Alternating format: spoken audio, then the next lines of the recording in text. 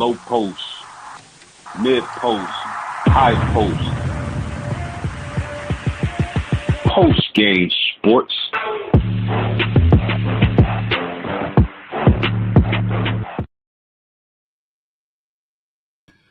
Ladies and gentlemen, welcome in and welcome back to another edition of Postgame Sports.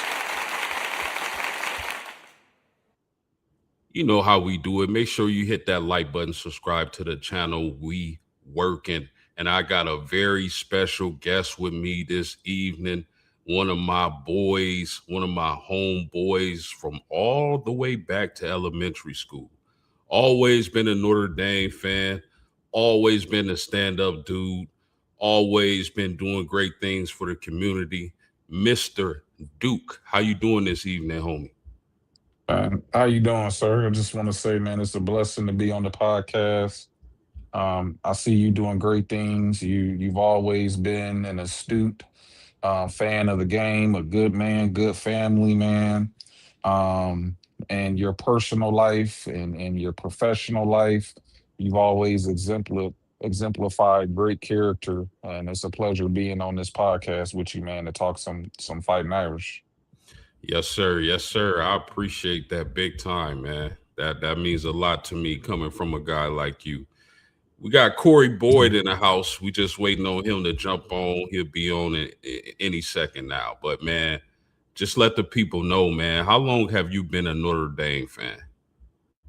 Man, I've been a Notre Dame fan since I can remember, growing up on campus.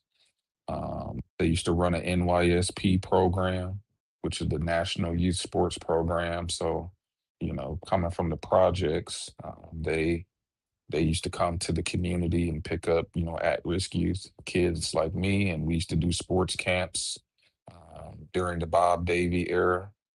So Bob Davie and Archie Denson used to do football camps with us. Um, and I remember Mr. Jordan, I was a knucklehead. So long story short, he took me under his wing. And whenever I got in trouble, he used to have me running laps around the whole campus next to his golf cart. So, just that's how deep it was. And I became a Notre Dame fan through that program where the university reached out and helped kids like me get through and make it. So, uh, that was my first time I went to a game was against Texas A&M. So that's what it is. Been a Yes, fan sir. ever since. Yes, Hmm. sir. Yes, sir. Definitely an astute fan, as you said earlier. Shout out to Matt Seuss in the chat. He said CB late as usual. Man, we're gonna find him tonight, homie. He getting fined for this, for sure. We in them pockets. So tell how excited are you about this season, man? I'm very excited. What Coach Freeman has done for this program and seeing how the alumni and the administration supporting him. I mean, good Lord. I'm so excited. And we also get to see the fruits of the new investments in the football facilities. I've always said that we've needed to update those facilities. Notre Dame has been very successful with low end facilities, low end resource investments. Now we have the facilities that can compete with the best of the best. We're at the forefront of NIL. And so I think those investments is going to shine through and be displayed through the talent. So I'm very excited. I don't think I've been this excited in so long. We're back to championship or bust expectations. Already. Man, shout out to Ruben Blad in the chat. He said, Big Rude. Duke, how you Hey doing man. tonight, homie? Yes, Man, sir. yes. Yes, one of the greatest tailgate bros of all time. He in the tailgating Hall of Fame. That's a He in the fact. tail Yes, man. We got stories we're gonna keep offline, but man, we got so many great legendary stories tailgating, man. Shout out to him and Seuss, man. Yes, sir. And man, shout out to the homie, Carl Daniels. Carl He said he Daniels. tuned in. We appreciate you, dog. Salute to you. Salute to you, big dog. Masu says, Ruben, go Irish MSU tailgate. Everyone is invited. Can't wait for that, homie. Oh yeah, about to pull Rue up. said, you guys keep doing your thing. Well, man, I'm not gonna hold the people up. I know what y'all came in here for, and we gonna get right into it. So, Duke, ND 2025 left out of the college football playoffs. And my question to you is, should they have been left off? And will this put a hold on, man?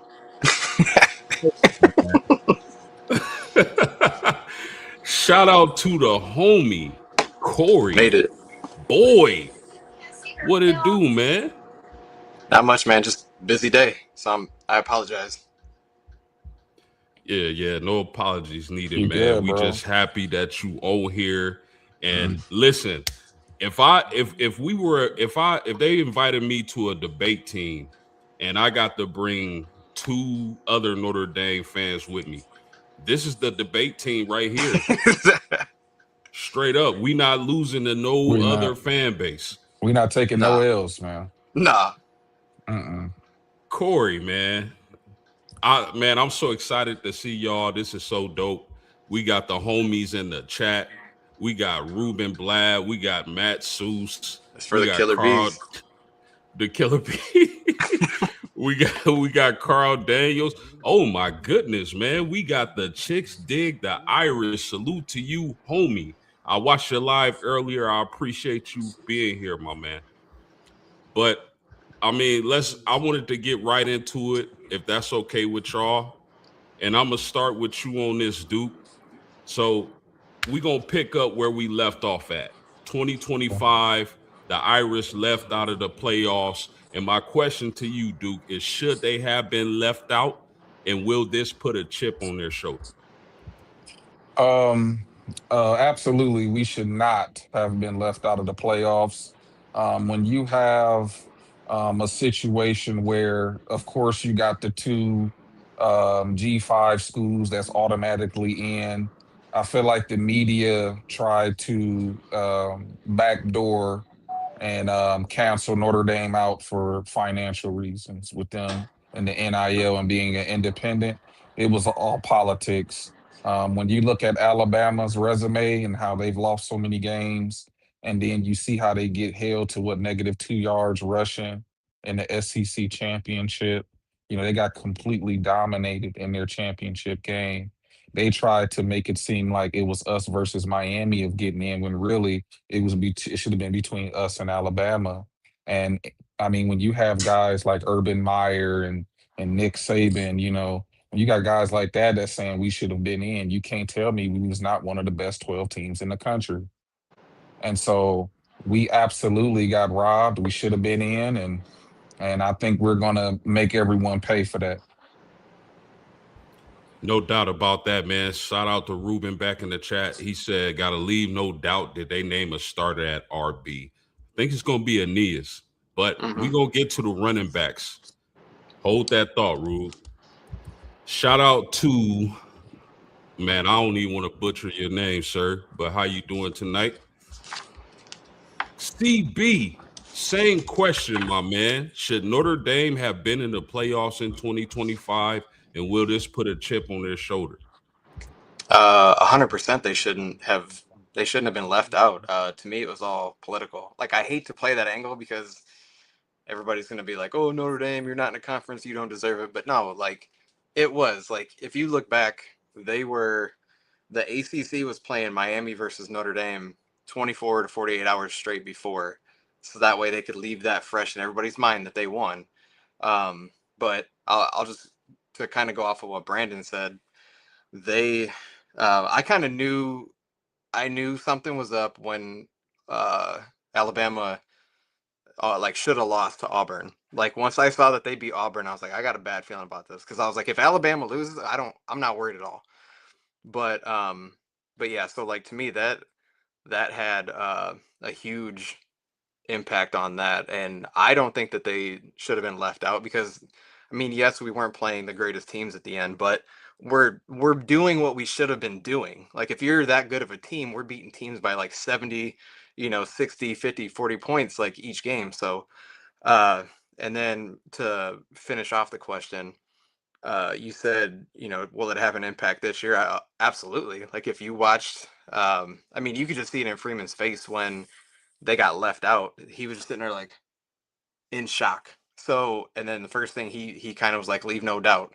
And like, that's all I've heard since then. So, I think they're going to have a massive chip on their shoulder. Their schedule calls for like belt to ass every game, so it should be that way. But we'll get to that later. Yes, indeed. Yes, indeed. Those are some great takes, fellas. I definitely believe Notre Dame should have been in. Look, yes, we lost to A&M and Miami the first 2 games of the year. The two best teams on the schedule, no doubt about that. But we lost those games by a combined 4 points. Definitely shouldn't have lost to A&M. I think they blew a call. We blew a field goal kick or an extra point. The holding at the end. Oh my goodness. So, but then they run off 10 straight. And I don't care what level of football you're on. I don't care who it is. 10 straight wins in that fashion is impressive as hell. Absolutely. Shout out to Mr. Yates. They need to be in the conference. They play too many patsies. That's hilarious. Shout out to SEC. Don't worry. Same song and dance every year. But yet there's a couple SEC schools that have a more cupcake schedule than Notre Dame. But we're not going to talk about that. For sure. Shout out to SEC Shine. He said, don't worry, y'all don't play my Aggies this year. And I'm glad about that. For sure, for sure. And then Chicks dig the Irish. Besides starting off 0-2, what screwed Notre Dame is Oklahoma beating Alabama in the regular season. They got both of them in. Plus the ACC not sending Miami to the conference championship game. I can dig that. They were third in their conference, but yet they want to bang this going. You need to be in a conference. You need to be in a conference. But yet the third place team made the playoff in their conference. I mean, they completely undermined the importance of having a conference in the first place. And to expound on that further, it boils down to jealousy. If any school had the fan base and the alumni and the resources that Notre Dame had, they would be independent too. Let's just be honest right here. The bottom line is we don't need a conference. Conferences is going to be obsolete in the next 10, 20 years anyway. It's just we're the best at it. They don't want to have that conversation. In 31. Man, yep. Talk to him. Yeah. Because I already barbecued and crispified these guys on YouTube talking about a conference, man. Go check that video out if y'all haven't. But man, it gotta be nothing but jealousy because they keep saying the same stupid thing over and over again. Duke should have been in, right? Duke University, didn't they win the ACC? If that's the standards, Duke should have been in, Miami should have been out. If that's what we can go by. And the first year Notre Dame didn't play in a conference. Ohio State didn't win the the Big Ten, and they're in the national championship. And then Miami was in the national championship. They didn't win their conference. So why do conferences matter? Like if teams that are actually going to the national championship don't even win their conference. Talk to them. Yeah. Shout out. Go ahead, Duke. No. I was gonna say to me, it just sounds like laziness. They want their cake and eat it too. They want the benefits of a conference doing the leg work, but they don't want to get out here and put boots to ground like Notre Dame has. They want the money that Notre Dame brings in, but yet they don't want to play them every year. If you don't want Notre Dame in the national or in the playoffs, then schedule them, beat them, so then they don't make it. Talk to Bingo.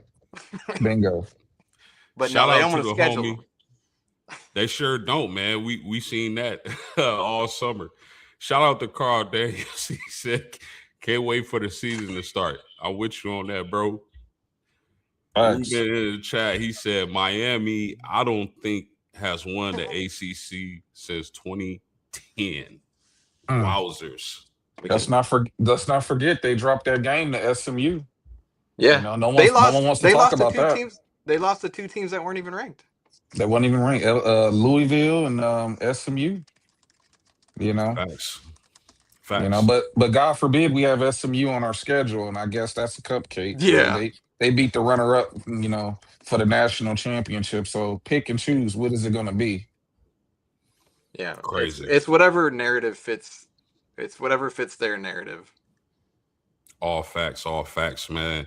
Thank y'all for tuning in. Make sure y'all hit that like button and subscribe to the channel. So let's move on to our coach, because I remember talking to the both of y'all when Marcus Freeman was hired, and everybody was pumped about it. We all thought they made the right move. I'm so happy they didn't pick Luke Fickell, as he's been struggling at Wisconsin as of late. And we got them the first game of the season, but we'll get to that. So, Hey, CB, I'm gonna real start with quick, you. real quick to go off of Ruben. Yeah. Miami has never won the ACC title. Whoa. That's what I'm just fact checking it. They joined in 04. Their closest opportunity was in 25. It says they went 10-2 in the regular season, but missed the ACC championship playoff game on a tiebreaker. So the answer is no. Unbelievable. Their last championship was 2001 when they won the Big East. That's what Chicks Dig Irish just pointed out. He said Miami has never won the ACC. Actually, last time they won a conference championship was the Big East. Bro, the Big East been gone for so long. I think we was still in like middle or high school. Yeah. We was in high school. Yeah. Extinct. That's crazy work. That was like, yeah. I mean, they ain't won a conference since an extinct conference, man. That's insane, bro. No, what are we talking about? That conference does exist, but it's basketball only, and there's only like a couple teams, I think. Yeah, the football conference is nothing but bones. You gotta dig those up. Insanity. Yeah. But let's move on, man. So Marcus Freeman, like I was saying, we were all pumped about the hire of Marcus Freeman over Luke Fickell and guys like that. So I'm gonna start with you on this question, CB. Has Marcus Freeman exceeded your expectations as the head football coach, and where, if anywhere, can he improve? I think he has exceeded my expectations, because I was nervous when, like, they hired him only because he had no head coach experience. Not like that's that big of a deal, but we all know that Notre Dame is different. So that's what made me like slightly nervous. But once I started seeing all these recruits that he was bringing in, I was like, oh, we're straight. I mean, yes, he struggled the first couple games like of his tenure, but those days are long gone, and I don't think they're coming back anytime soon. Like this is a way different team. And yeah, that was kind of expected, right? His early season struggles. Yeah. What was the second part of the? Oh, I'd say any weakness. I don't even want to say it's like really a weakness. To me, it's just getting over the hump of winning a national championship. Like you've gotten a taste of it. Let's get a national championship and then just keep rolling from there. 100%.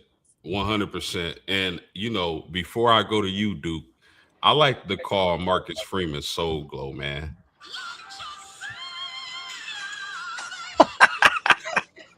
I like to call Freeman Soul Glow. Shout out to Coach Freeman. So, Duke. Yes, sir. Has Marcus Freeman exceeded your expectations? And where do you think, if any, he needs to improve? First question, I'm going to say he's exactly where I anticipated him to be. Anyone that knows me know the day that he walked into that locker room when he accepted the job and those players hugged him, I knew we were eventually going to be successful. Marcus Freeman came at the perfect time where we needed someone who was more tailored to the direction NIL, a lot of the media and marketing and the money. He's perfect. He's the perfect recipe for what we need to do moving into the future. So I knew he was going to do all of this. Anybody that knows me know that I've been Marcus Freeman since day one. If I had to say an area of improvement, I think the only thing left for him to improve is the ground roots recruiting at that boundary receiver position. um, we need to be able to improve recruiting that particular type of receiver. We went to the portal, got the Malachi Fields, got the Bo Collins and stuff. We went to the portal to get the Quincy Porter. Now we need to start getting some of those kinds of guys in recruiting. We're good at getting the shorter guy, the explosive guy, but we need that boundary guy to come in that can dominate, maybe like a 5 star, because we're getting 5 stars at every other position group. That's the only critique if I'm pulling, picking hairs or whatnot. Yeah. So yeah. 100%. I agree with y'all. And like I said, I was ecstatic when Freeman was hired. I knew he would be successful. I think y'all both had that same feeling. But I want to see him dominate the month of September because let's face it, fellas, he's had some ugly losses in the month of September, even at home. I think he's going to get over that hump this season. That remains to be seen. And just winning the national championship. I think that's all that's left to do for Marcus Freeman in his career at Notre Dame. I'm hoping he stays until 2040 and gets a statue and all that, gets multiple championships, brings multiple championships to Notre Dame. But I think so far, all he has to do is prove he can keep his team focused and not be upset early in September and ultimately get us that national championship. Any closing thoughts on this? Real quick, I want to add that I totally agree with you, but I no longer have that concern because based on what I can remember, this is the first time where he's coming into the season already stable at the quarterback position. When you Facts. look at when Riley Leonard came in, I think he was injured most of the offseason. And so he Mhm. had some catching up to do on the fly. So we started off slow with that.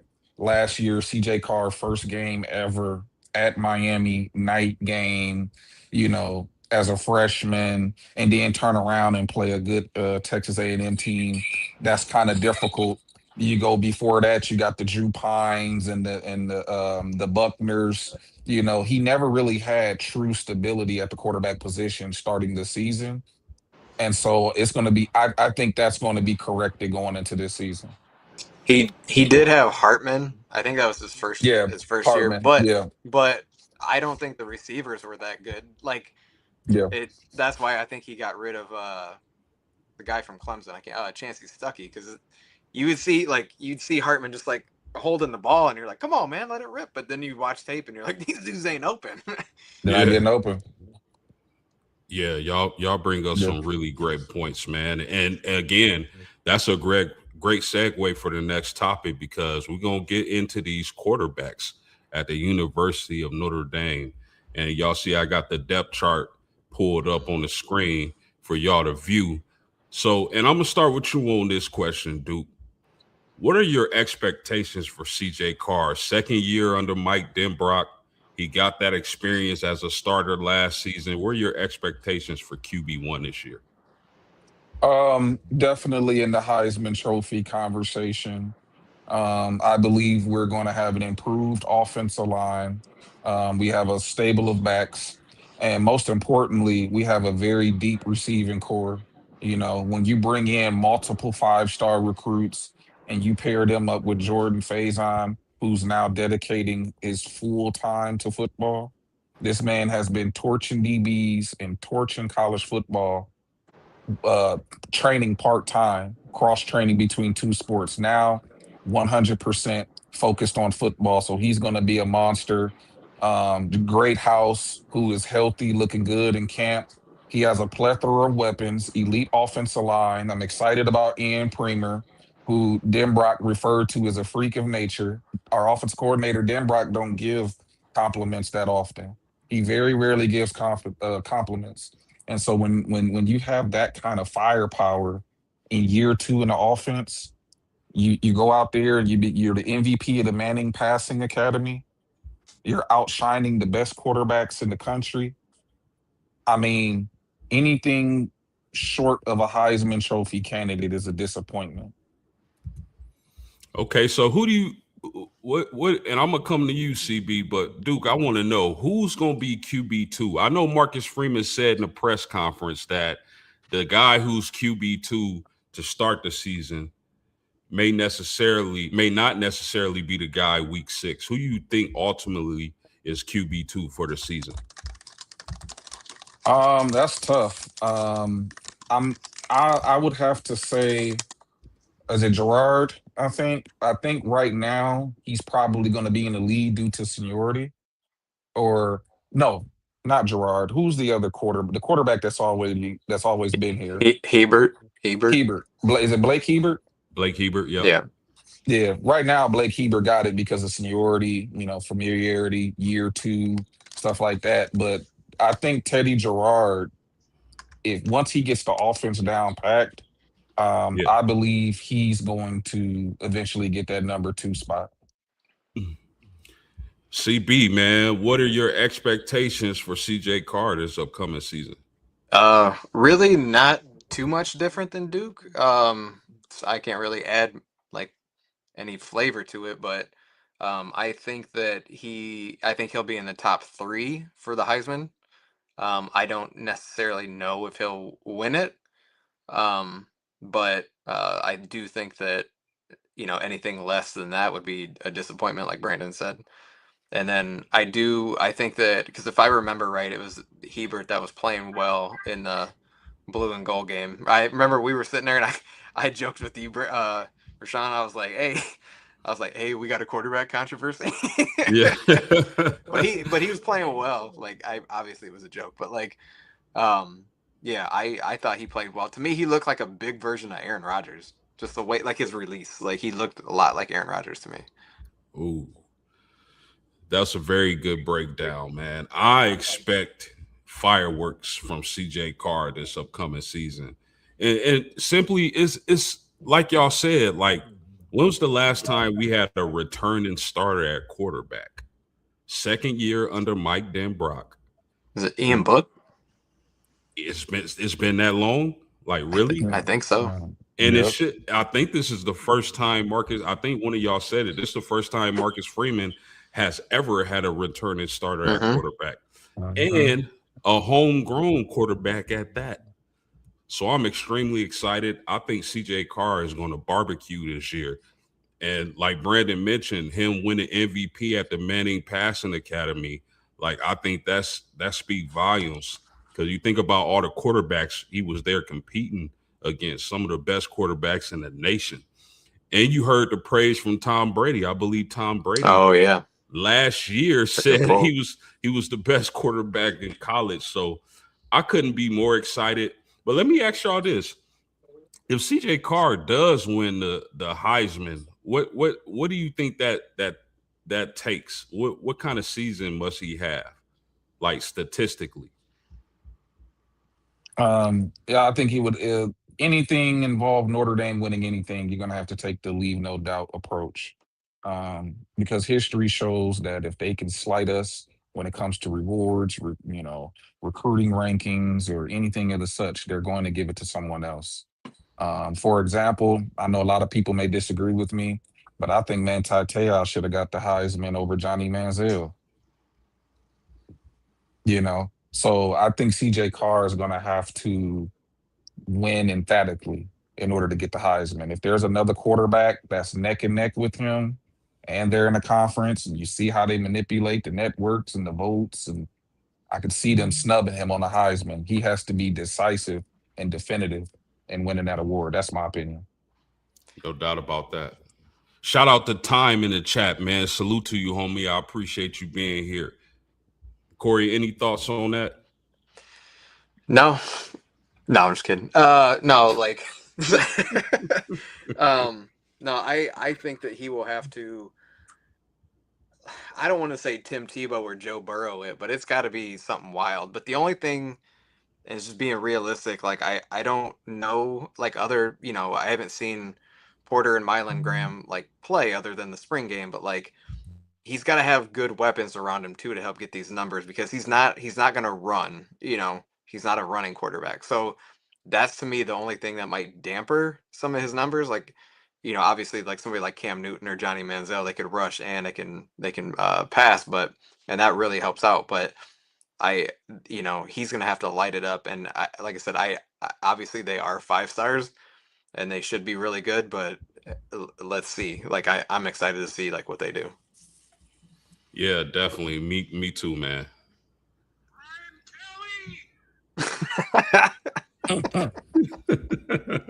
Shout out to Brian Kelly, man. No. No shots out to Brian Kelly, then. Take it back. I'll take it back. Shout out to Marcus Freeman. Seuss in the chat, he said we need Greathouse to stay healthy. That's interesting because we gonna get to him, and I've been hearing some encouraging things about Jaden Greathouse that excites me. Mm-hmm. Mr. Time back in the chat, he said my brother is right about Johnny Manziel winning that Heisman Trophy. Anytime they can take it away from Notre Dame players, they will. National media will. I agree with that. And Time said battling Notre Dame players has to be outstanding in order to win that Heisman. So let me ask y'all, when it comes to CJ Carr, like what do you think? What's a number when you think about touchdown passes, yards? What kind of numbers would he need to just blow the voters away and solidify that Heisman Trophy? And real quick, I'm just doing some fact checking. Like, think about when Troy Smith beat out Brady Quinn. Brady Quinn had better numbers than him. He had more touchdowns, only one more pick, and he had 89 or 85 more completions, and almost 1,000 more yards than him. So yes, he's gonna have to have, I don't know, 40, 45 touchdowns. and just to add to what you guys are saying, the Heisman voting, they pick and choose. It's more of an agenda-based award than anything. We watched Mendoza winning it last year, but look at his numbers. Yeah. So they pick and choose. I think in order for him to win the Heisman, he gonna have to have one of those touchdown to interception ratios like 40-5 and 5. He gonna have to do something crazy like Joe Burrow. Yeah. I thought if I remember correctly, one of Ian Book's years, he had better stats than Mendoza did last year for winning the national championship. Or not winning the Heisman. Yeah. You know what? I have forgot all about that Heisman year. Was it Troy Smith and Brady Quinn? Brady Quinn, yeah. Yep. I forgot all about that, man. Yeah, I was mad because I wanted Quinn to be on the cover of college football. Yep. For sure. Hey, shout out to Ruben Blad. He said, man, he's got to go. He's got to. I'm sorry. Yeah, he do. He gotta. But let me ask y'all this before we move on. Do you think Notre Dame has that type of offense to where CJ Carr is going to cook like that to get a Heisman Trophy? Yes. If Quincy Porter turned into what we want him to be, that elite 5-star barrier player, and then with all of the guys that can do everything in between, Greathouse and Faison and Mylan Graham, you know what I mean, and throw in Ian Premer, some Flanagan. Like if everybody is popping off at the same time with an elite offensive line, don't forget Aeneas Williams is a receiving threat. Facts. It's just too many weapons, bro. There's no, from a talent and depth standpoint, he can win the Heisman. It's just a matter of him going out and doing it and staying healthy. Facts. I think that I think that the schedule, I'm not saying we have a cake schedule because there's other teams that have more cake, but I think our schedule allows us would allow for him to cook like that too. Yeah. I agree. Man, shout out to Masseuse in the chat. He said Mendoza wasn't even the best player on his team. The wide receiver was. Facts. Talk to him, Seuss. He still got it. Man, still got it. Jeremiah Shout- Love should have won the Heisman, man. Let's just put it out there. I agree with that. Shout out to Time. He said Brady Quinn got robbed. See, this is why we don't need ESPN, all those For real, other sports facts. news, because they Man, get paid to start narratives and cause chaos. Carl Daniels in the chat. He said, Because they yes. get paid. ESPN gets paid for, I think it's 4 or 5 million per SEC and ACC. No, not SEC, ACC team in. So naturally, they want a return on their investment because they spent like what 1.2 billion or something like that to have the rights of the college football committee. So if they do, then aren't they putting their own people in there Right. that It's, yeah. that can make these shots or make these calls? it's really common sense, man. But Yeah, people, if you follow the money, follow the money. That's all. That's all you have to do. Yeah. people are Sorry, so cut you off. ignorant, man. No, you good, bro. I want y'all to cook, man. This show is for y'all to show the people on YouTube who you know who I be chopping it up with on a regular basis. But shout out the Time back in the chat. How to get rid of Notre Dame? They always have a solid offensive line. I keep telling people if you have a decent offensive line, especially in college, you will be okay. Yes, sir. Yes, Facts. sir. Yes, sir. Facts. So let's move along. Well, first of all, fellas, man, this is like who wants some of this, man?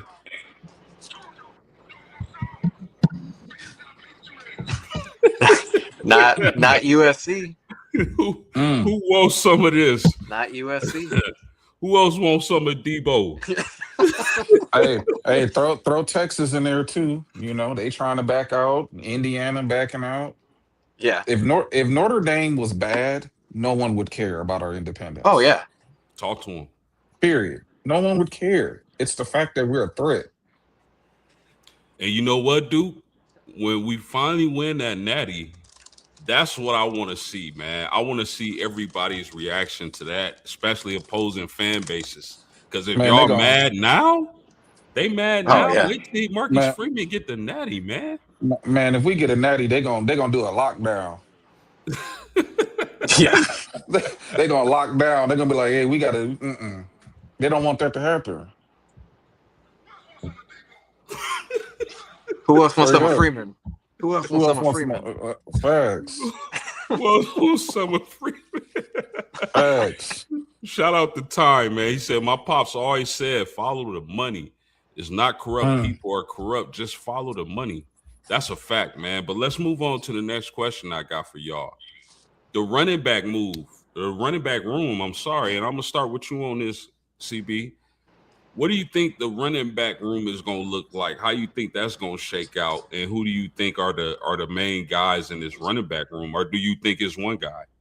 I think it'll be pretty comparable to last year because I feel like that's kind of the type of backfield that they're running where somebody gets most of the carries and then your secondary gets like 30% and then you have like who Aeneas Williams has been like 5% or at the end of the game, or just situational. But I think that obviously I'm not too worried, to be honest with you. I mean, yes, there's going to be a fall off because you're losing two running backs that were from in your backfield that were first round picks.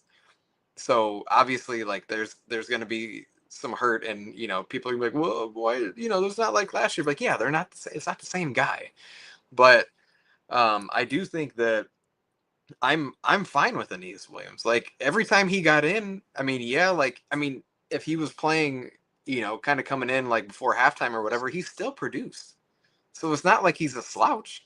So again, like I think he'll get the bulk of the call or the bulk of the carries, and you're gonna get Nolan James is gonna be like the Jadarian Price, where he's gonna get a lot of carries too. So that's kind of my take on that. How about you, Duke? How you see this running back room shaking out? I see Aeneas Williams starting, and I see Keidron Young really stepping into that two role. I was watching some film when he played against I think it was at Navy 2 years ago, and how he battered that defense. If he comes back fully healthy, I mean that 1-2 punch is brutal. And then Nolan James, and then I also heard them talking about Walton, and they was saying they got to figure out a way to get that kid on the field. They say he has the home run speed of the two guys we just lost in the draft. Nasty. So, I mean, the sky's the limit, but I'm really big on Keedron Young stepping back in for sure. Yeah, I like what I've been hearing about Keedron. I think Aeneas is gonna get the first crack at RB1 this year. And one of the things I know we were all at the blue and gold game. One of the things I found interesting was they were lining Aeneas Williams out wide and in the slot. And when I'm watching, I'm like, man, he doesn't like. If I didn't know he was Aeneas Williams, I would think he was a wide receiver. Like that's how good I think he can be at catching the ball. But I like this whole entire room. A lot of people think, yes, we lost a freak in Love and Price, both freaks. We lost them, but how many teams have lost great running backs and then here comes the next guy or the next two guys? So think Alabama in the 2010s. It seemed like they always had a top, like either Heisman Trophy candidate or a top, like a first round pick. yes, sir. Shout out to Time back in the chat. He said, I hope you understand why Notre Dame is being treated the way they're being treated is because they are independent. That means you don't have to answer to nobody. Oh my goodness. That part. Man, that part. Bro, I feel like Pinky on Friday, man. You say another word. Oh my goodness. But here's the thing, fellas. Isn't the goal to be independent? Those same people complaining about Notre Dame, wouldn't they rather be independent in whatever field they are in? Right? I've been telling Brandon this for the past couple of years. I'm like, why aren't other teams doing this? Like, where they can just pocket all the money. It's like similar to what I said. Schools. Oh no, I'll let you talk. But that was my thing. Is like, why not? To me, there's more incentive for your big schools to do it. Yeah, it's similar to musicians or like rap artists, where it's just easier to sign a record label. They handle the distribution. They handle all of the marketing. They handle the producers, the mixing. They do all the grunt work. All you have to do is just perform. Well, Notre Dame does all of the grunt work on its own. So it's not fun being an independent. It's like being an independent contractor. You start your own business, you eat what you kill. And so I think most teams are just too lazy. They're in bed with people who are at these networks, and it's just easier to just sign along with the conference and have them do all of the dirty work for you, and you can just focus on the sport. Notre Dame is doing all of the above with no help other than the alumni. And so that's just laziness, bro. And another thing is they applied to be in the Big Ten because I want to say like the 20s or 30s or something like that. And schools like Michigan and Penn State were playing politics, didn't want them in there. So then they decided to be independent and haven't looked back. And they haven't applied. I don't think they've applied anywhere else since then. So again, I did a video on this and I made this analogy because I remember them trying to join the Big Ten. And it's like, you two, y'all start a shoe company. And I come with my idea of a shoe company. And y'all tell me, no, we don't want you to join us. So I create my own shoe company. And it's popping, blowing y'all out of business almost. And then y'all come to me now that I've blown up and say, we want you to join now. Don't work like that. Especially, that was they had to start scheduling teams like USC and branching out because the schools in the Midwest didn't want to play them anymore. Facts. Shout out to Seuss in the chat. He said going to be a lot of receptions from the backfield, similar to how they use Darius Walker. And then Time back in the chat, he said WTP Sports, the more that Notre Dame is independent, it's the more that the commentators in the sports, people will keep them out of a bowl and judge them harder than any other team. I agree with that. And he keep them out of a bowl. Like bowls aren't that big of a deal anymore. Like, and them sitting out last year just proved it. Like it obviously didn't hurt Notre Dame. Yeah, and to add to that, they weren't the only team that set out Yeah. the bowl seasons. It's just because we Notre Dame, it was blown up. But time back in the chat, he said, this is why you hear most of those guys on TV always say, oh, Notre Dame needs to be in the conference. For what? You are already being biased towards Notre Dame to the players, no Heisman Trophy. And he said, I think Williams is going to surprise people, and the two other backup guys they got. Just keep an eye on Notre Dame. I'll always keep my eye on Notre Dame. That's a fact. That's a fact. Let's move on, fellas. The wide receiver room, and I'm gonna start with you on this, Duke. Who do you think the guy's gonna be? Like, if CJ Carr had a guy who's gonna be his favorite target out of that wide receiver room, who's that gonna be? I think Jordan Faison. I think he already has a rapport with him. And, like stated earlier, he's now he's playing football full time. So I think he's going to further unlock his true potential, like Coach Freeman says. And I think he's going to be his favorite target starting off. And then as the season progresses, I think he's going to naturally branch out and hit some of the other guys that develop along the way. But starting off, Jordan Faison, because he already has a rapport with him. Is there a guy you think that's going to break out from that room? This is going to sound strange, but I'm going to say Great House. If Great House stay healthy, I think, he had like 4 receptions last year for like 70-something yards, and then he got hurt. Great House has shown us when he's fully healthy and locked in, look what he did in the playoff run.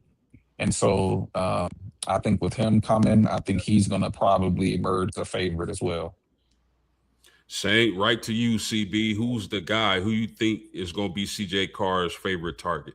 I hate I hate to do it, but again, I do agree that it's Jordan Faison. Again, he's played with him, 49 receptions, 640 yards last year. And like you said, he dedicated most of his time to football now. Not like it probably made that big of a difference, but I think that it like you kind of noticed it last year as time went on. He started throwing more to Malachi Fields toward the end. Yeah. And the guy from Wisconsin, I can't think of his name, but he started hitting those guys more. So I think Brandon was right on target with Faison starting off. But I think Micah Gilbert will be the surprise this year. From what I've been reading, that he's had one of the best like springs and summers. Yeah, Will Pauling. Thank you for that, Drunk Vigo. Will Pauling right. was a monster. Yes, and he was. Time said it's going to be Cooper Flanagan. Cooper, nice. Yes, sir. Man, that is crazy, man. Are you not entertained, people?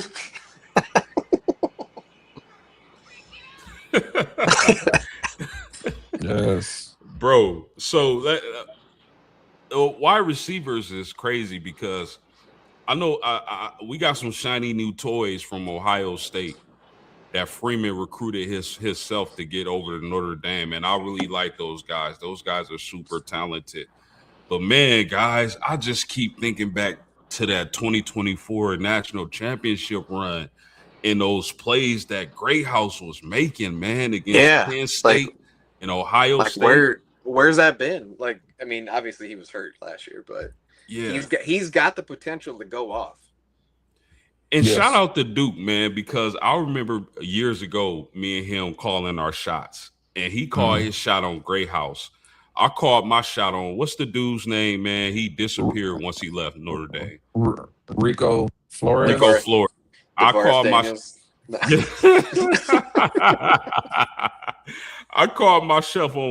my shot on Rico, and it really looked good because that year he led the team in receptions. But then he transfers out, and Greathouse has a run like that. Fellas, I think if Greathouse can stay healthy, which he needs to prove he can, he's going to be a monster. I mean, the man can take over a game. Yeah. Like that, to me, if we can just get him in sync with Carr, with an elite passer, more time in system, he looks stronger. He looks more explosive from the tape I've been watching in camp. I mean, He's one of those guys. He has that Klay Thompson, uh, 37 points in a quarter type of ability where he'll just take over. I mean, I think his first spring game, didn't he have like 11 receptions, like 100 yards? Was that Hartman that was throwing it to him as a true freshman, like from Texas? He was already mature. Yeah. Great House is my guy if he stay healthy. Yeah, no doubt about that.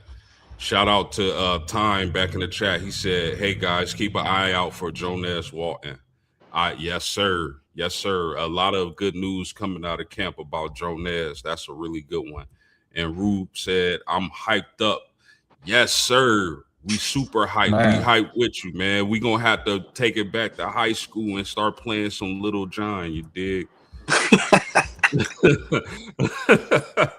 Straight facts. up. Okay, so guys, we've been through the quarterback position, running back, wide outs, and tight or not tight ends, but let's get to the tight ends. And I'm gonna start with you on this here, Duke or CB. My bad, I forgot the order. But who's gonna be the guy or guys in the tight end room? Flanagan and Flanagan.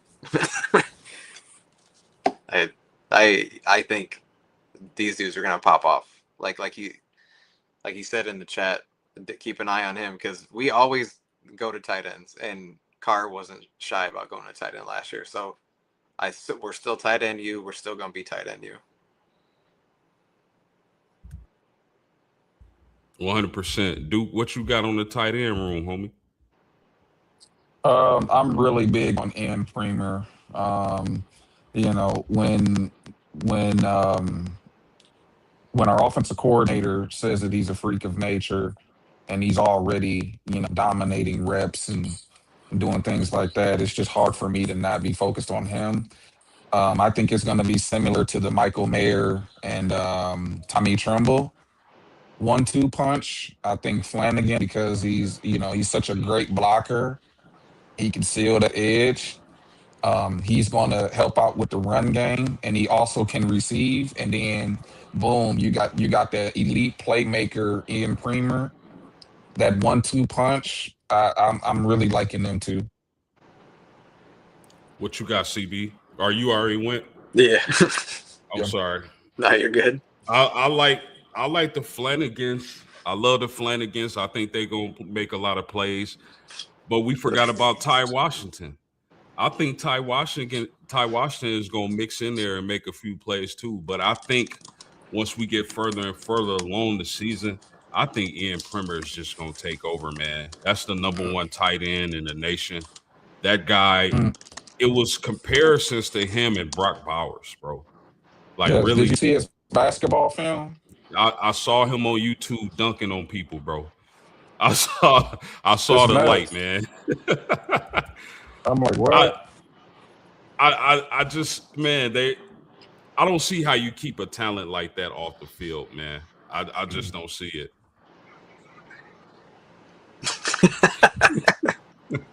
Who else wants some of Debo?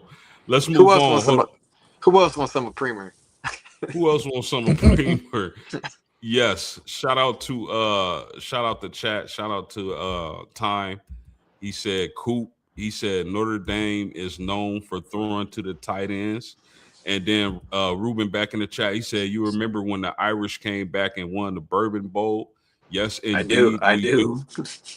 And shout out to Time. He said, when you have two-headed monster of a tight end and a solid offensive line, you're okay in my book. That really helps the pass rush, and those are helps against the pass rush. I think he meant to say. For sure. I agree with all that. So, guys, man, what do you think about the offensive line, Duke? And I'm gonna start with you.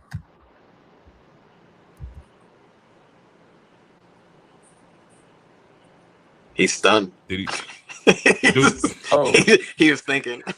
Hey, the video skipped, so I didn't. When he said I'm gonna start off, and then it skipped. I didn't know. I was like, oh, I hope he says TV.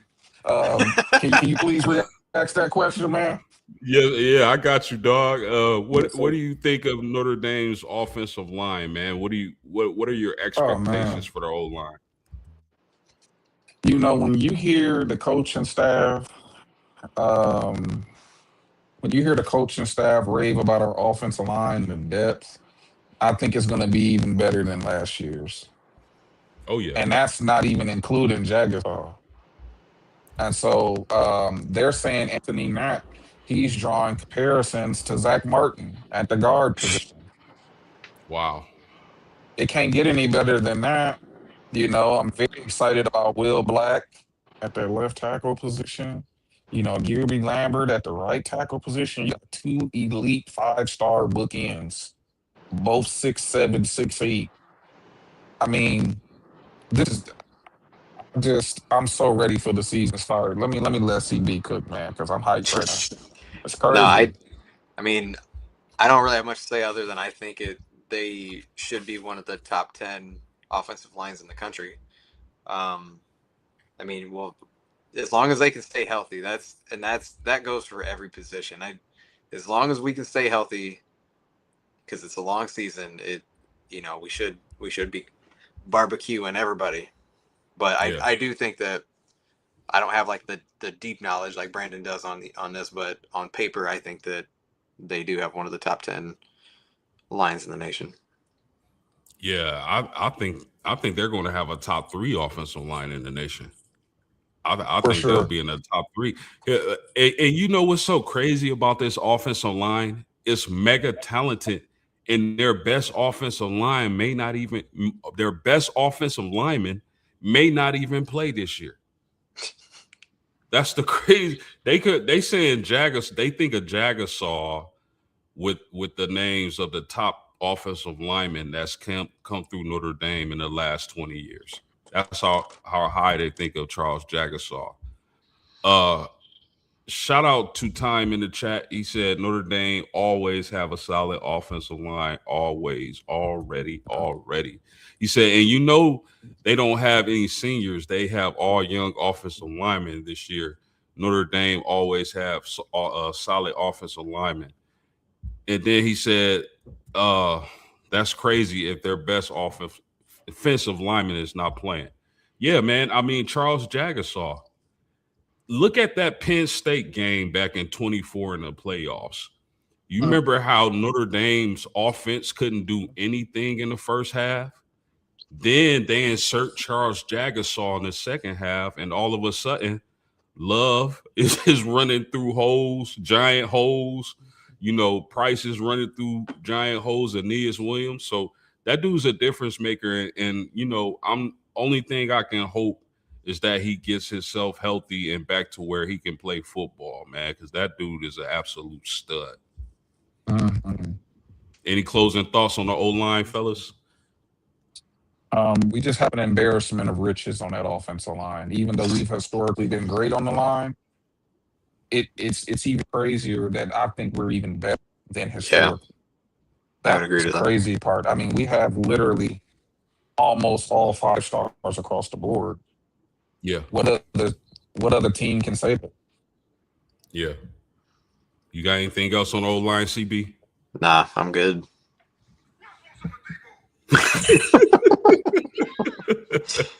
Hey, that's Jagasaw said when he came in the playoffs. Man, as soon as he said, "Who wants more Debo?" Hey, he said that to Abdul Carter, man. Man, Abdul Carter ain't in right sense. Straight up.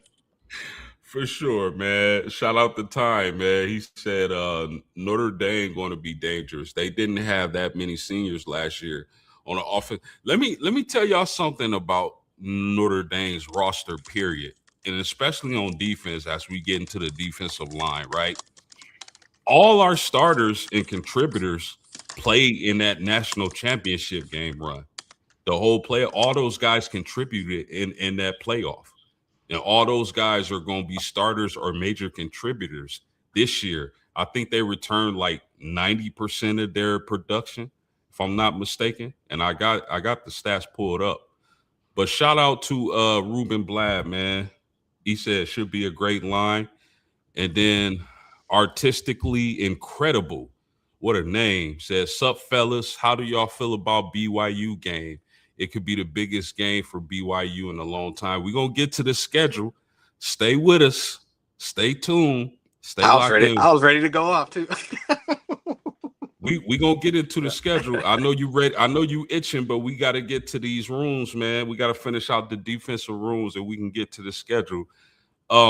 Defensive line. I'm gonna start with you, CB. What do you? We know they win the transfer portal. They got Tion Gray and Francis Brew. I think Francis Brew is gonna be an absolute stud. But what do you make of the defensive line, and how good can they be this upcoming season? I think from what I've read, Francis Brew, they said that he came in and he's already a leader. And then didn't he come to Notre Dame to be with the coach because that dude came from the Colts or something like that? I mean, correct me if I'm wrong. But he wanted to play for that coach. So Charlie Partridge recruited him to Pittsburgh. Yep, that's right. So, but yeah, him and Keon Keeley too. I know he didn't like shine at Alabama, but he's still a big body, man. And if he comes here and puts in the work, I feel like their defensive line is just dumb. Like they're the type of team when you play NCAA, you want to be the end, so because you can just rush because ain't nobody gonna stop them. Yeah, I remember doing that with Freeney and Mathis back in the day in Madden. Carlos Dunlap. Oh man, from Florida, right? Yeah. Yes, sir. Yes, sir. Duke, what you got on the D line? What's your expectations, man? How good can they be? Out of every position group, I'm most excited about the D line. You can't win a national championship without a dominant D line. When you do your homework, you'll see the Georgia teams, the Alabama teams, often the teams that's having multiple first round picks on the D line. And if we can unlock, Boubacar is already headed to the first round. All he has to do is just put in the work. But then you combine Bryce Young and Keon Keeley in the rotation with Anya and Riwu, we have monsters. Monsters. Our twos and threes are monsters. And then when you hear reports about a freshmen coming in and taking over reps and making impact plays, I'm so excited about the defensive line is probably going to be the reason we win a national championship outside of CJ Carr. Facts. Shout out to Time. He said, I believe that defense is going to be flying. Notre Dame's defense is going to be flying around 1,000%. That defense, I mean, again, all that those guys were making plays throughout the playoffs in 2024 and in the national championship. This is their team now. They were asked to step up young. A lot of those guys, first, second year players back then. This is their team. Think about all the experience they have through the years, making it to the national championship, being left out the playoffs after running off 10 straight. Bro, this defense is going to be super scary. Rube said, I thought Freeman said he would be back on the line. Who you talking about, bro? Let us know who you talking about. Y'all got anything else on the defensive line? No, it's going to be stupid.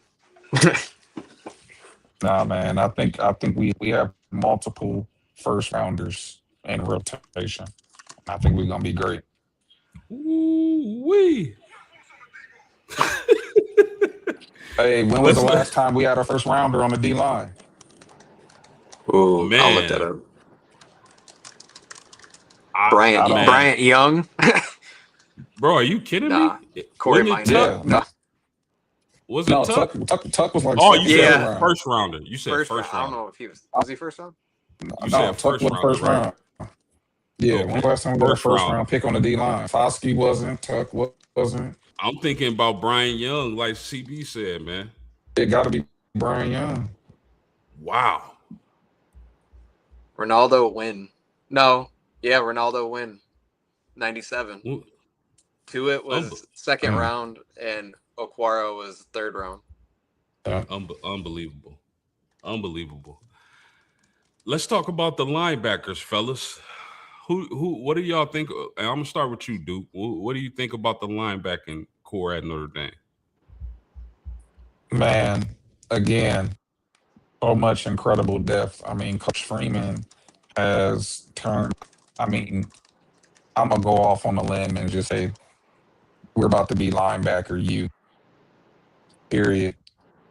I think Kingston, from a talent perspective, probably the most talented linebacker in the country because not only he can cover sideline to sideline, but he can rush the passer like an edge rusher.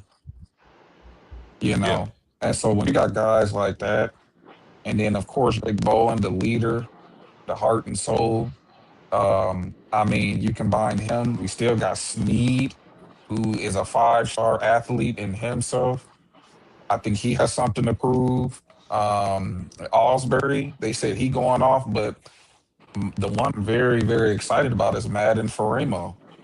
They said he is annihilating people in camp. I mean, again, we probably have a couple first, second rounders just in that core group. I think Kingston is a first rounder. yeah, I That's agree my with take. that. I agree with that, man. And you know, I think Osbury and Snead are so overlooked because Mm, those it's just so much talent and all those guys are. I think our six deep, all of them are going to play in the NFL. I really believe that. yeah, CB, what you yeah. got on the LBs, man? I've I was listening to a podcast. They said that all like most of Notre Dame is like not starters too deep. They're all projected to be picks in round 1 through 3. Like if that's true, like it's That's stupid. insane. So, but no, I think, um, yeah, I think Bowen has that experience in the national championship game. And being a linebacker, you got to be safety too, but you got to be the quarterback on the field. Um, but yeah, the videos I've seen, he's always in people's faces, like getting everybody working out and all that. But I think that the linebacking group is the best in the nation. My top three are Notre Dame, Texas, and Texas Tech in that order. Ooh, I like Texas with Biles as well, but I would have to go with Notre Dame. I think defensive line, I'm gonna give a slight edge to Oregon. Linebackers and DBs, I'm giving to Notre Dame in the country. But Yeah, let's get to that DB room, CB. I mean, do we even really need to? We got to for the Mm. for the fans, but let's talk about the DB room, man. What are I your mean expectations for that DB room? it's so nice because for I want to say early 2000s up until probably 2019 ish, like I was always like, man, the secondary just garbage. Like we'd have like one good defensive end, but it didn't matter because our secondary was bad. And I think it was like Kelly's last year, like, okay, like we're not bad at secondary. And then now it's like, I feel like we're, up there with some of the best in the country. Like obviously Leonard Moore, one of the best in the country, and Adon Schuler. But again, like you're going to get pressure up the middle. You're going to get pressure from the edge. Like their jobs are going to be made easy. I mean, they will get tested obviously, but, um, I do think that Leonard Moore is the best, and even Jeremiah Smith said Leonard Moore was the hardest guy ever to cover him. So if we're pointing at looking at comparisons to NFL type talent, but yeah, so that's my take on the DB room. Not much, but we're still solid, and it feels good to like all right, like not worry about the defensive back so much anymore. Yeah, because we've been picked, bro. You got to think about it. If everybody's seen the thumbnail, Coach Weiss, Coach Willingham, Brian Kelly, and Bob Davy are standing up against the wall watching Freeman give his speech. That symbolizes our lifespan as Notre Dame, Mhm. fans because when we were little tiny kids, probably barely even knowing what football was, it was Davy. Then it Yeah. was Willingham. Then it was Yes. yeah, it's so on and so forth. But we're also used to the DBs getting barbecued every Saturday. They So were always a it's liability. bro, it's a beautiful thing to Yeah. see how this To not worry secondary about it. facts. What you got on the DBs, Duke? Um, Leonard Moore is I'll say the two best players in college football is Jeremiah Smith and Leonard Moore, 1A, 1B. So, no need to go into more. Um, I want to see us unlock McKinney. McKinney is a freak of nature. From what I've been hearing, if we fully unlock him in terms of him understanding the playbook and the technique, they're saying he's a first round pick. So think about this. We're going to have two first round picks at the exterior. And then we can finally put Christian Gray where he's best at, which is the nickel. And we potentially got two first round picks, maybe a second, third round at Gray. I mean, good Lord, are we going safety too, or are we just doing DB? Yeah, safeties too. I mean, Bronte Johnson, to me, is the best free safety in college football. Aiden Schuler is kind of like Drake Bowen of the safeties, leader. You know what I'm saying? And getting everybody aligned. He's the heart and soul. I mean, we by far have the best defensive back room in college football. It's not close. Our backups will start for most teams. Yeah. You got anything else to add to that, CB? Nah, he's killing. No doubt, no doubt. Man, we already talked about Notre Dame's independence off script, so I'm not gonna bring that up. We're gonna hop on to the schedule before we get up out of here, man. And y'all see it on the screen. Wisconsin, September 6th. Is that a win, fellas? And why? Oh yeah, we about to cook I them. I think we'll win, but I think it'll be tougher than what we think it would be, like, or what a lot of people think it would be. Like, I'm not saying it's gonna be like 24-17, but like, like, I feel like there's gonna be some bumps, and like, I feel like Wisconsin should be a little bit better than last year. I know they weren't very good, but I think that it'll be a tougher game. But I'm not worried about it, but I do think it'll be like, hey, what's going on here? For a little, like, for maybe the first quarter, just the jitters and all that. But I'm not too worried about that game. You got anything else on Wisconsin, Duke? I agree. I mean, I think we're gonna win comfortably. Got you. I also think we're gonna win comfortably. Rice. I mean, we got to, because if I say should we talk about this, I would have said the same thing about Northern Illinois last year. But what's going to happen September 12th, fellas? Win. That's not even gonna be. That's the home opener. Yes, sir. That's Oh, what. Oh yeah, yeah. I mean, we gonna be cooking some rice. That's the Rice, game of the season. Rice It's gonna be rice Aroni. What about Michigan State, September 19th, fellas? Not worried. I think Michigan State might be good in a couple years, but I don't think they're gonna have it this year.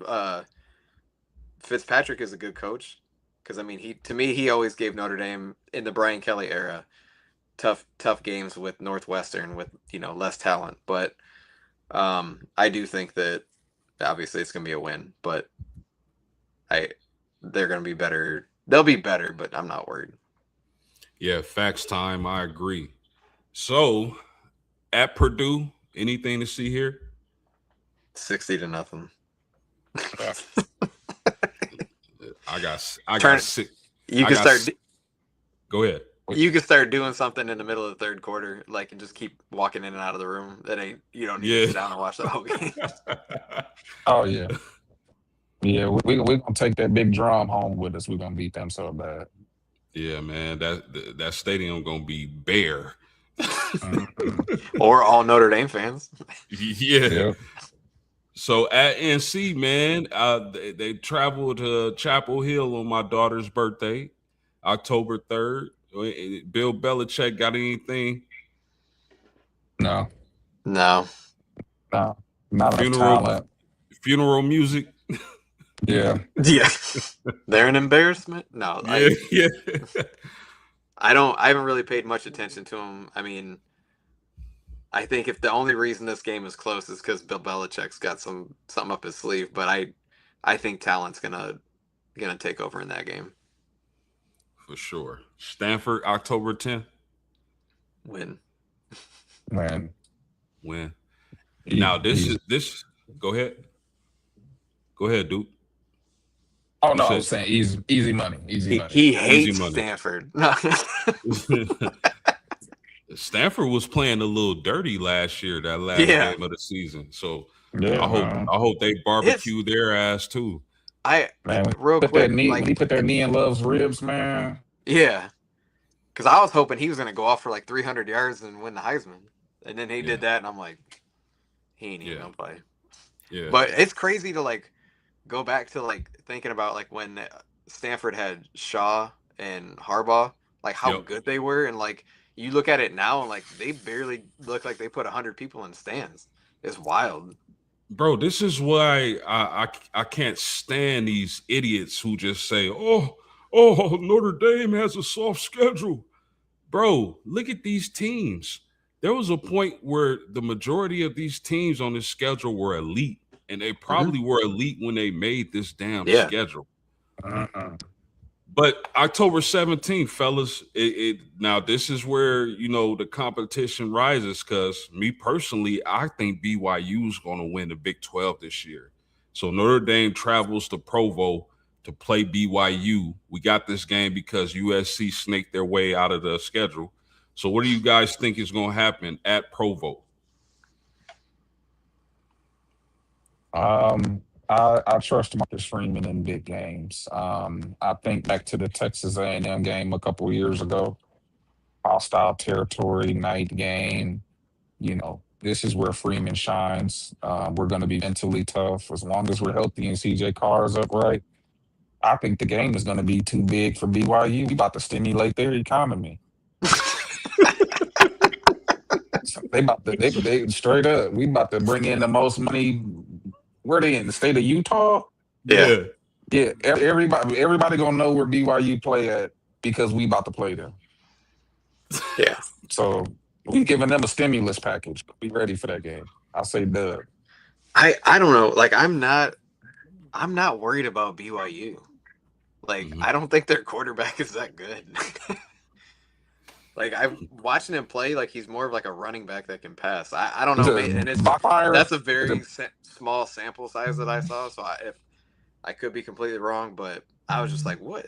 I mean, I don't know. I'm not worried because by then we'll have what 5, 6 games under our belt, and usually we're gelling by this time. So again, and they'll be up because this is a big game, and I'm assuming BYU will be ranked by then, or will, yeah. yeah. Yeah, And I they're think tough. BYU. Go ahead. Oh no, my bad, bro. No, they're a tough team. So I don't want to disrespect them. They're gonna play hard, but talent. It goes back to the talent. I mean, their best player, I think, is their run back. I forgot his name, but LJ Martin. LJ Martin. Yeah, he nice, but just like CB said, man, the quarterback is Bachmeyer, right? Is it Yep. Bear Bear, Bachmeyer? yeah, Bear Brockmeyer. Yeah, man. And I don't. they're preseason number 15. BYU. Well, got to Yeah, put him on a resume, man.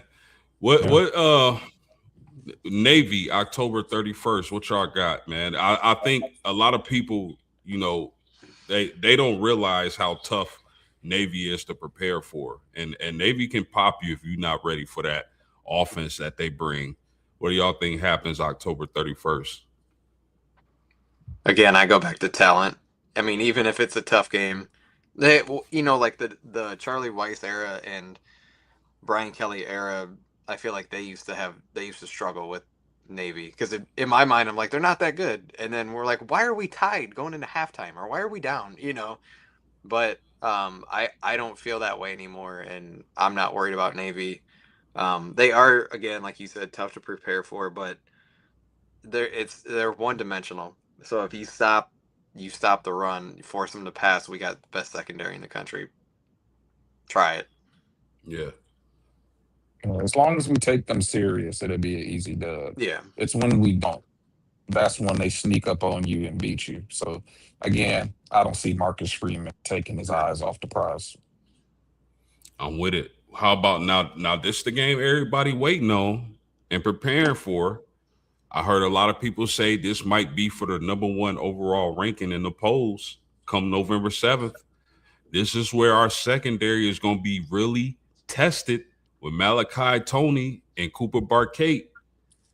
What do y'all got happening at home against Miami? You got it. Go ahead.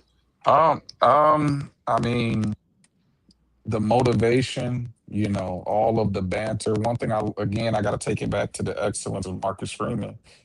He thrives in these types of moments.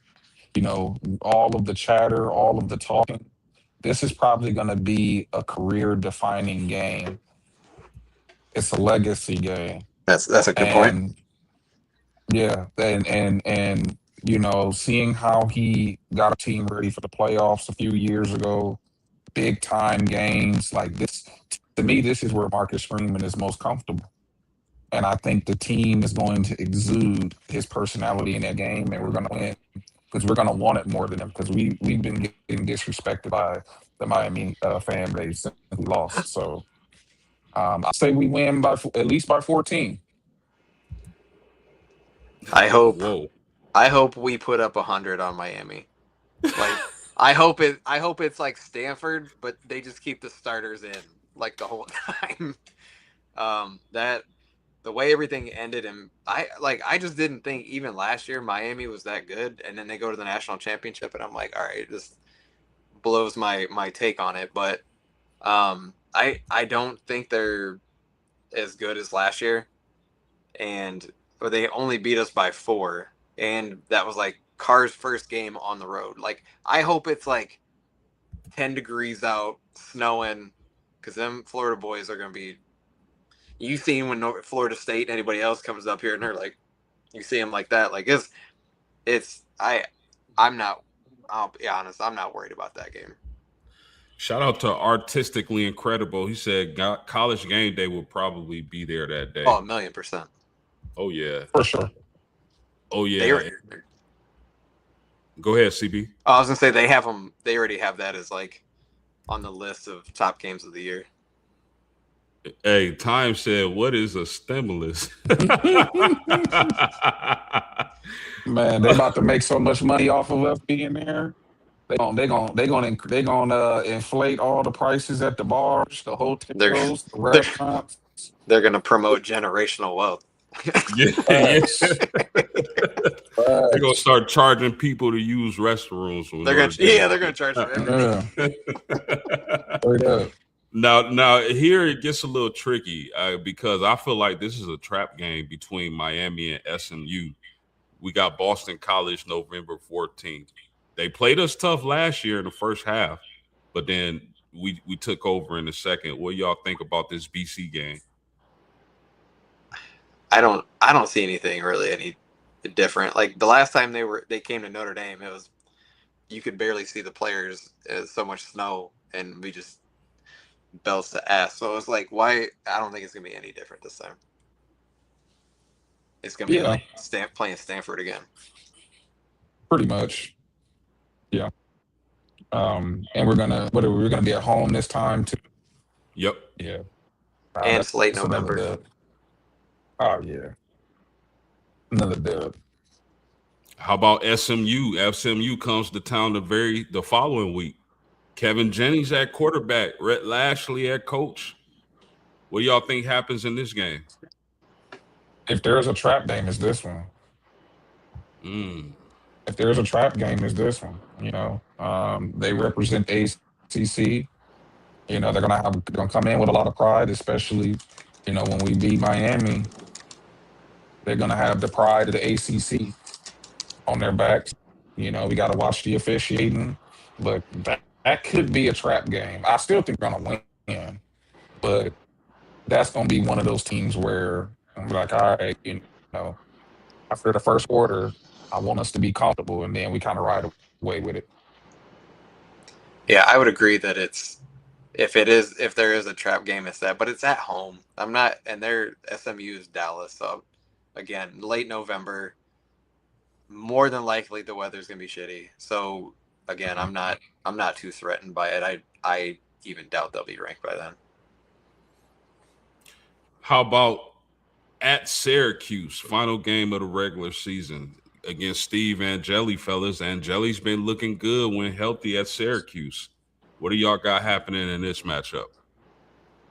40-0. Yeah. And look, when you don't have the defensive line, the offensive line, you win the game in the trenches.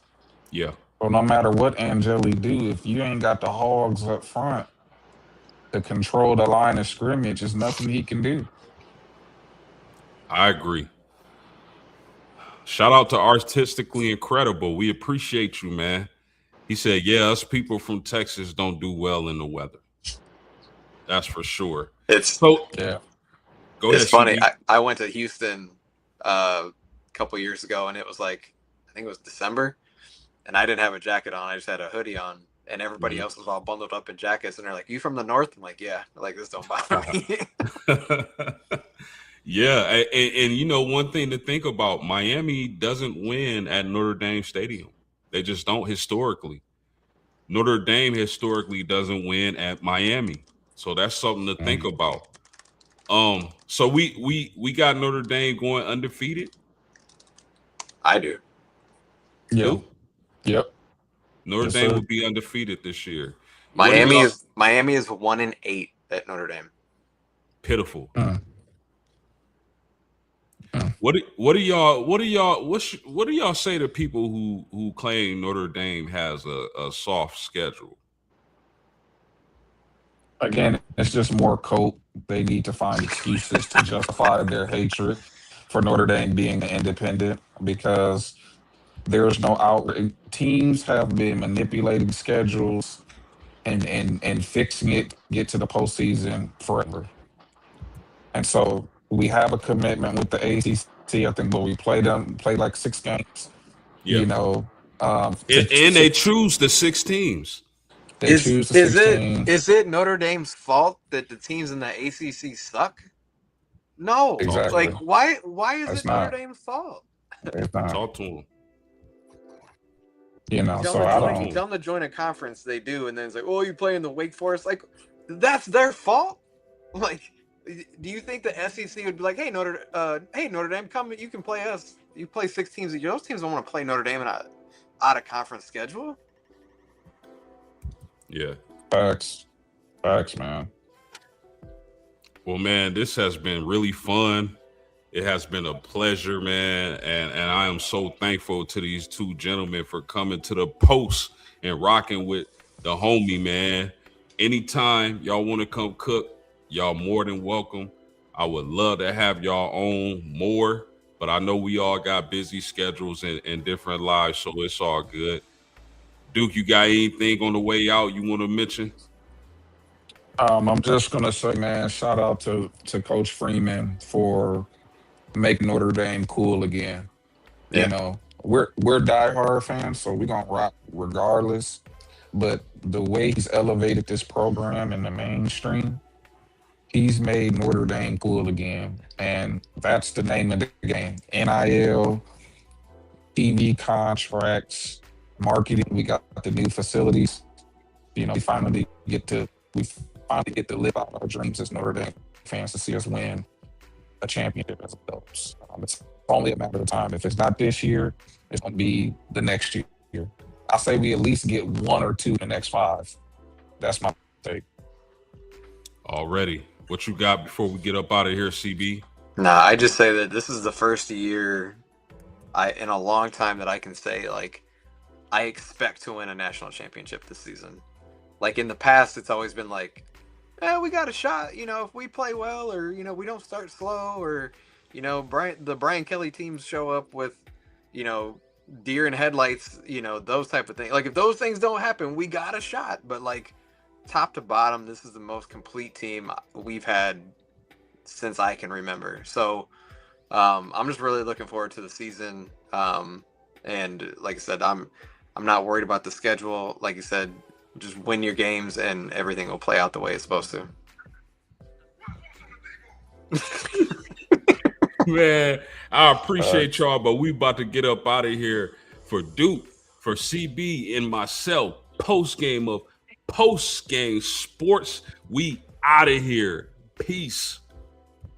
Low post, mid post, high post. Postgame Sports.